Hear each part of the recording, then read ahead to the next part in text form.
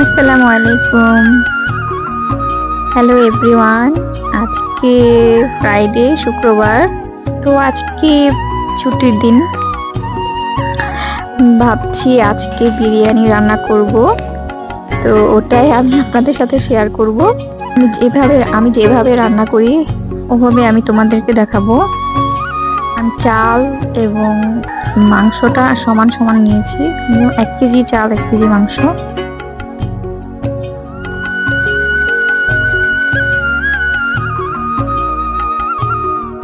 আমি সাথে আলু দিব, তাই আলুগুলো প্রথমে ভেজে নিব। বেশি ভাজতে হবে না, হালকা ভাজা দিলেই হবে। আমি আলুগুলো নামিয়ে ওই তেলের মধ্যে কিছু পেঁয়াজ এবং কিছু গরম মশলা দিয়ে নেব।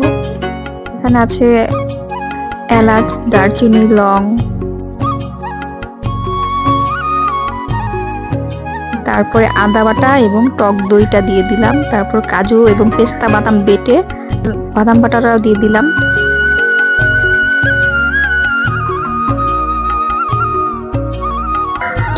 এখন জয়ফল এবং জয়ত্রী বাটা দুটো একসাথে মিক্স করা ছিল, ওটা দিয়ে দিলাম। এখন বিরিয়ানির মশলাটা অ্যাড করে নিলাম। তেলটা কম হয়ে গিয়েছে, তো এই কারণে মাঝে আমি 2 বার তেল দিয়ে দিয়েছিলাম।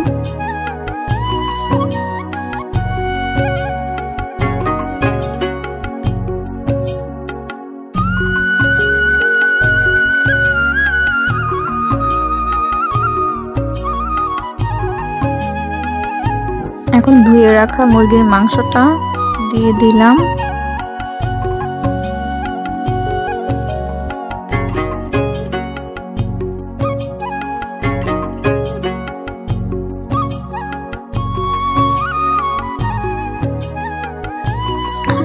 আলুগুলো যেহেতু আমি হালকা একটা ভাজা দিয়েছি, তাই ভাবলাম যে এই গোশতের সাথে দিয়ে দেই।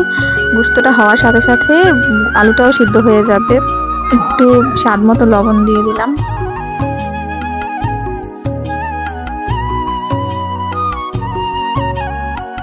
একটা কাঁচামরিচ অ্যাড করলাম। ঝোলটা গাঢ় হয়ে আসা অবধি অপেক্ষা করব।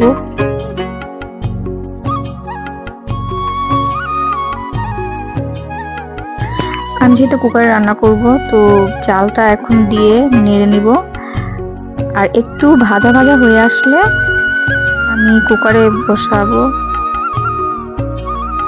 চালটা কুকারের ভিতরে ঢেলে নেব, বাটির মধ্যে ঢেলে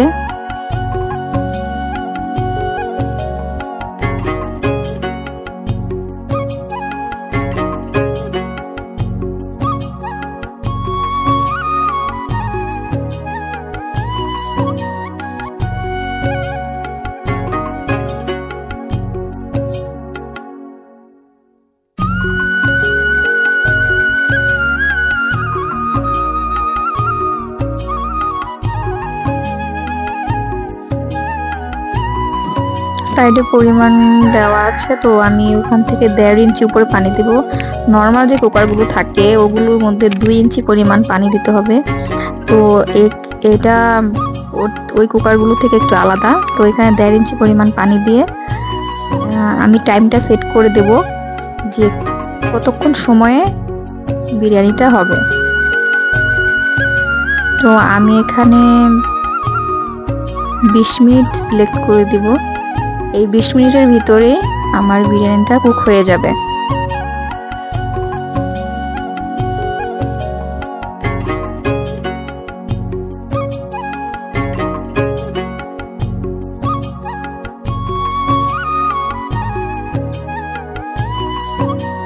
বিশ মিনিট পরে দেখাচ্ছি, ঢাকনাটা খুলে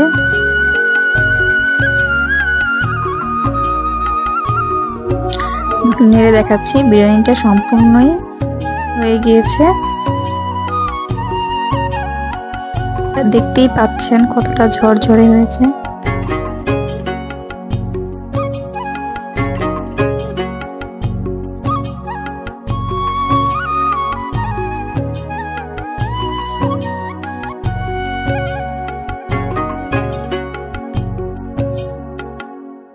আমার এই ব্লগিং চ্যানেলে আমি আমার লাইফস্টাইল কুকিং আমি সব কিছুই আমি শেয়ার করব আপনাদের সাথে।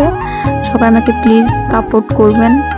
আমার ভিডিওটি ভালো লাগলে শেয়ার করবেন, কমেন্ট করবেন, লাইক করবেন এবং আমার চ্যানেলটি সাবস্ক্রাইব করে আমার পাশেই থাকবেন। আবার দেখা হবে নতুন কোনো ভিডিও নিয়ে। আল্লাহ হাফেজ।